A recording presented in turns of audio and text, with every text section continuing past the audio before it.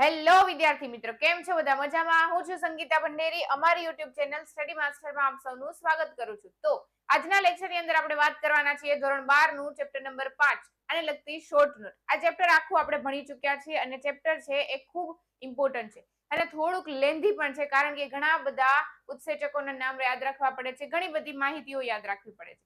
તો આના માટે એક સરળ રસ્તો છે શોર્ટ નોટ, જે હું તમારા માટે આજના લેક્ચરની અંદર લઈને આવી છું. તો ચલો જોઈએ. સૌથી પહેલા આપણે આંકડાકીય માહિતી વિશે વાત કરીશું. દર વખતે હું તમારા માટે આંકડાકીય માહિતી લઈને આવું છું, જે એમસીક્યુ માટે ખૂબ જરૂરી છે. બરાબર, તો એવી જ અહીંયા છે. એક છે 48,502 બેઝ પેર, જે શું છે તો કે બેક્ટેરિયોફેજ લેમ્બડાના ડીએનએ ની લંબાઈ છે. 5,386 ન્યુક્લિયોટાઇડ બેક્ટેરિયોફેજ 174 ના ડીએનએ ની લંબાઈ છે. 4.6 ગુણ્યા 10⁶ ઘાત. ઇકોલાઈના ડીએનએ ની લંબાઈ છે 3.3 ગુણ્યા 10⁹ ઘાત. મનુષ્યમાં એકકીય ડીએનએ ની લંબાઈ છે 6.6 ગુણ્યા 10⁹ ઘાત. મનુષ્યમાં દ્વિકીય ડીએનએ ની લંબાઈ છે 3.4 નેનોમીટર. ડીએનએ ના કુંતલની લંબાઈ છે, કુંતલના અંદર આવેલા ગર્તની લંબાઈ છે 10 બેઝ પેર. ડીએનએ ના પ્રત્યેક વળાંકમાં 10 બેઝ જોડની સંખ્યા છે 0.34 નેનોમીટર. ડીએનએ ના એક કુંતલમાં બે ક્રમિક પાસેના બેઝ જોડ વચ્ચેનું અંતર દર્શાવે છે. એના પછી છે 20 એંગસ્ટ્રોમ, એટલે કે 2 નેનોમીટર. 1 એંગસ્ટ્રોમ બરાબર 1 નેનોમીટર બરાબર, સોરી 10 એંગસ્ટ્રોમ બરાબર. ડીએનએ માં બે પોલીન્યુક્લિયોટાઇડ શૃંખલાઓ વચ્ચેનું અંતર દર્શાવે છે 2.2 મીટર. શું છે તો કે સસ્તન કોષમાં બેવડી કુંતલમય રચના ધરાવતા ડીએનએ ની લંબાઈ છે 4 ગુણ્યા 10⁶ ઘાત બેઝ પેર. ઇકોલાઈમાં આવેલ બેઝ જોડની સંખ્યા છે 200 બેઝ પેર. શું છે તો કે લાક્ષણિક ન્યુક્લિયોઝોમની રચના લંબાઈ છે 3.3 ગુણ્યા 10⁷ ઘાત ન્યુક્લિયોઝોમ. સસ્તન કોષમાં ન્યુક્લિયોઝોમની સંખ્યા છે 200 થી 300. શું છે એચએનઆરએનએ ના ટેલિંગમાં 200 થી 300 એ એટલે એડેનાઇલેટેડ બરાબર, એડેનિન.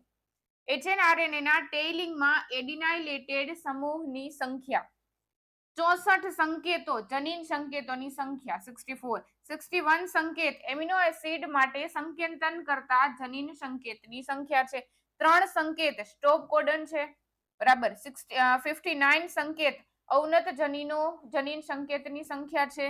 80 પ્રકારના પ્રોટીન રિબોઝોમમાં વિવિધ પ્રકારના પ્રોટીનની સંખ્યા છે અને $3 હ્યુમન જીનોમ પ્રોજેક્ટ અનુક્રમ જાણવા માટે એક બેઝ પેર દીઠ થતો ખર્ચ દર્શાવે છે.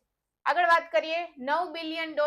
શું છે તો કે હ્યુમન જીનોમ પ્રોજેક્ટનો સંપૂર્ણ ખર્ચ 3,300 પુસ્તક. ડીએનએ ની માહિતી ભેગી કરવા માટે જરૂરી પુસ્તકની સંખ્યા 20,000 થી 25,000. માનવના ડીએનએમાં જનીનની સંખ્યા 1990 થી 2003.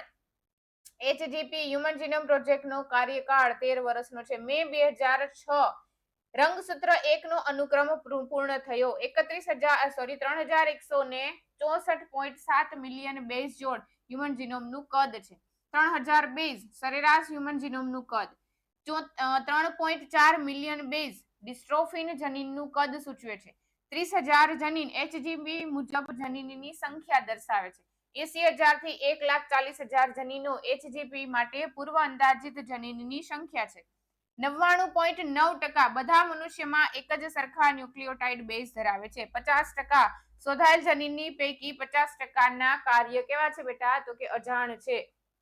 હવે 2% કરતા પણ ઓછા શું છે તો કે પ્રોટીન માટે સંકેતન કરતા જીનોમ 2,968 જનીન, જે પ્રથમ રંગસૂત્રમાં જનીનની સંખ્યા દર્શાવે છે. 231 જનીન, આ બંને ખૂબ આઈએમપી છે જોજો. 231 જનીન વાય રંગસૂત્રમાં જનીનોની સંખ્યા દર્શાવે છે. 1.4 મિલિયન જગ્યાઓ ક્યાં આવેલી છે તો કે મનુષ્યમાં એસએનપીએસ ની સંખ્યા છે 3 ગુણ્યા 10⁶ ઘાત બેઝ જોડ. ડીએનએ ફિંગરપ્રિન્ટમાં તુલનાત્મક બેઝ જોડની સંખ્યા છે અને 0.1 થી 20 કેબી. શું સૂચવે છે તો કે વીએનટીઆર નું કદ. જો આની અંદર તમે એક વસ્તુ નોટિસ કરી હશે. શું નોટિસ કરી છે તો કે હ્યુમન જીનોમ પ્રોજેક્ટ માંથી ઘણા ખરા આંકડાકીય માહિતી પૂછાય છે અને ઘણી ખરી આપેલી છે, જે યાદ રાખવી ખૂબ જરૂરી છે. હવે આપણે મધ્યસ્થ પ્રણાલી જોવાના છીએ. મધ્યસ્થ પ્રણાલી એટલે કે સેન્ટ્રલ ડોગમા, જેમાં આપણે સ્વયંજનન ભણ્યા, ડીએનએ નું સાથે સાથે આરએનએ બનાવ્યું અને છેલ્લે પ્રોટીન બનાવ્યું બરાબર છે. તો આના વિશે આપણે વાત કરીએ. સૌથી પહેલા સ્વયંજનનની વાત કરીએ, જે ડીએનએ આધારિત ડીએનએ પોલિમરેઝ દ્વારા થાય છે. ક્યાં થાય છે? તો કે કોષ કેન્દ્રમાં થાય છે. ક્યારે થાય છે? તો કે કોષ વિભાજન વખતે. શરૂઆત કોણ કરે છે? તો કે ઓરી એટલે કે ઓરિજિન ઓફ રેપ્લિકેશન. અંત કોણ કરે છે? તો કે સંપૂર્ણ ડીએનએ નું સંપૂર્ણ સ્વયંજનન પૂર્ણ થાય ત્યારે અંત થાય છે. કેટલા ભાગનું છે? તો કે સંપૂર્ણ ડીએનએ નું છે. પ્રારંભ કઈ રીતે થાય, પ્રલંબન કઈ રીતે થાય અને સમાપ્તિ કઈ રીતે થાય, આની અંદર આપેલું છે, તમે સ્ક્રીનશોટ પાડી શકો છો. હવે આપણે આગળ વાત કરીએ. એના પછી છે પ્રત્યાંકન, મતલબ કે ડીએનએ માંથી આરએનએ બનાવવાની પ્રક્રિયા, જેને આપણે કહીએ છીએ પ્રત્યાંકન. ડીએનએ માંથી કયા પ્રકારનું આરએનએ બને છે? તો કે એમઆરએનએ બને છે. અને બીજી વસ્તુ તમે એચઆઈવી ની અંદર પણ બીજી વસ્તુ જોયા હશો, શું? તો કે રિવર્સ ટ્રાન્સક્રિપ્શન. પ્રત્યાંકનને ઇંગ્લિશમાં શું કહેવાય? તો કે ટ્રાન્સક્રિપ્શન. તો અહીંયા રિવર્સ ટ્રાન્સક્રિપ્શન થાય છે. મતલબ કે આરએનએ માંથી ડીએનએ બને છે. જે કોની અંદર થાય છે? તો કે એચઆઈવી ની અંદર થાય છે. જો તમે જોઈ શકો છો, આરએનએ આધારિત ડીએનએ પોલિમરેઝ રિવર્સ ટ્રાન્સક્રિપ્શન કરે છે. એમઆરએનએ માંથી ડીએનએ બનાવે છે. કોની અંદર થાય છે? તો કે રિટ્રોવાયરસ એચઆઈવી ની અંદર થાય છે. બરાબર, આ વસ્તુ યાદ રાખજો. હવે આ પ્રક્રિયા છે એ ક્યાં થાય છે? તો કે કોષ કેન્દ્રમાં. ક્યારે થાય છે? તો કે પ્રોટીન સંશ્લેષણ વખતે. પ્રથમ તબક્કો કયો છે? તો કે ડીએનએ માંથી એમઆરએનએ બનવું. બીજો તબક્કો કયો છે? તો કે એમઆરએનએ માંથી પ્રોટીન બનવું. ઓકે, હવે એના પછી છે શરૂઆત ક્યારથી થાય છે? તો કે પ્રમોટરના સ્થાનેથી શરૂઆત થાય છે. બરાબર. હવે કેટલા ભાગનું છે? બરાબર, કેટલાક ભાગનું છે? તો કે બંધારણીય જનીનનું છે. પ્રારંભ કઈ રીતે થાય, પ્રલંબન કઈ રીતે થાય અને છેલ્લે સમાપ્તિ કઈ રીતે થાય, દરેક વસ્તુ અહીંયા આપેલી છે.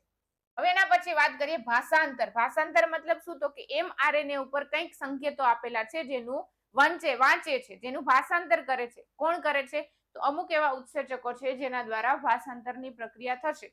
અને છેલ્લે શું બનાવે છે બીજી પ્રોસેસમાં? તો કે પ્રોટીનનું નિર્માણ થાય છે. અને પ્રોટીનની અંદર શું છે? તો કે પ્રોટીન છે એ જનીન અભિવ્યક્તિ કરે છે. ઓકે, ચલો, ક્યાં થાય છે? તો કે કોષ રસમાં થાય છે અને રિબોઝોમની ઉપર થાય છે. બરાબર, ક્યારે થાય છે? તો કે પ્રોટીન સંશ્લેષણ વખતનો બીજો તબક્કો છે. બરાબર, શરૂઆત કોણ કરે છે? તો કે સ્ટાર્ટ કોડોન AUG, જે શું છે? તો કે પ્રારંભિક સંકેત છે. બરાબર છે. પૂર્ણ કોણ કરે છે? તો કે સ્ટોપ કોડન UAA, UAG અને UGA. આ ત્રણ સંકેત દ્વારા પૂર્ણ થાય છે. સમાપ્તિ સંકેત જેને આપણે કહેતા હતા. બરાબર. એમઆરએનએ ના ભાષાંતર એકમોનું સ્ટાર્ટ ટુ સ્ટોપ કોડન સુધી એનું કાર્ય ચાલુ રહે છે. બરાબર, એટલામાં ભાગનું છે. એના પછી છે પ્રારંભ, પ્રલંબન અને સમાપ્તિ. આ ત્રણેય પ્રક્રિયાની અંદર આપેલી છે. તો તમે સ્ક્રીનશોટ લઈ શકો છો. ચલો, લઈ લો સ્ક્રીનશોટ.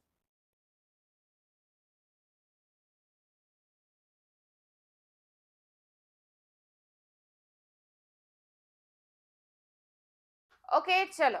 હજી બીજી કઈ વસ્તુની માહિતી જોતી હોય કે કાંઈ પણ ન સમજાતું હોય કે અમારો કોન્ટેક્ટ કરવાની જરૂર પડે, તો અહીંયા નંબર આપેલા છે, ત્યાંથી તમે અમારો કોન્ટેક્ટ ગમે ત્યારે કરી શકો છો. અમારા વોટ્સએપ ગ્રુપની અંદર જોડાઈ શકો છો. અને જેટલા લોકો નવા છે એ તરત જ અમારી ચેનલ સ્ટડી માસ્ટરને સબસ્ક્રાઇબ પણ કરી દેજો. આવી નવી શોર્ટ નોટ મેળવવા માટે અમારી ચેનલ સાથે બન્યા રહેજો. સાથે સાથે ચેનલને લાઈક કરજો. સાથે સાથે લેક્ચરને પણ લાઈક કરવાનું ભૂલતા નહીં. કોમેન્ટ કરીને મને જણાવજો કે તમને આવી નવી વધારે શોર્ટ નોટ જોઈએ છે કે નહીં. જો જોતી હશે તો જ હું આટલી મહેનત કરીશ, બાકી હું શું કામ વધારાની મહેનત કરું. ઓકે બેટા, ચલો મળીએ છીએ next time. Thank you so much. Bye bye.